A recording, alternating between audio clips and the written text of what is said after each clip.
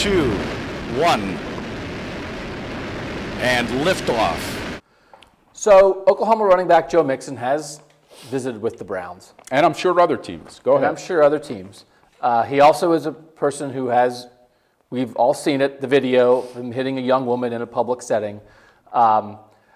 If he were to wind up as a Cleveland Brown, and I know it seems like the Browns have been open to this possibility about sort of second chances, and he paid the price for what he did, I would be somewhere between disappointed in the Browns and upset about it. That the threshold, everything's a balance, right? Of like, you seem to be having trouble explaining yourself. It's a complicated issue. Your bad acts and how good of a player you are. There's this scale. We can't pretend that doesn't exist.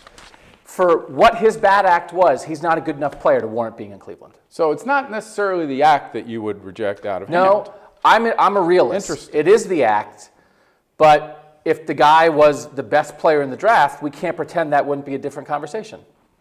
I would be guarded but open to the possibilities that he could have turned his life around. I mean, we've heard Dee Haslam talk about it, and I think she made perfect sense. You look at each individual case. Has a guy handled his business? Has he done what he's been asked to do and expected to do since having an incident like that? How many years ago was it? I think all those things are important.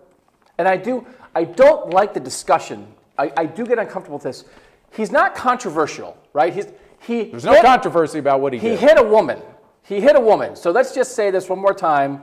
We're talking about should the Browns draft someone who struck a woman in public. It's not controversy. That's what he did.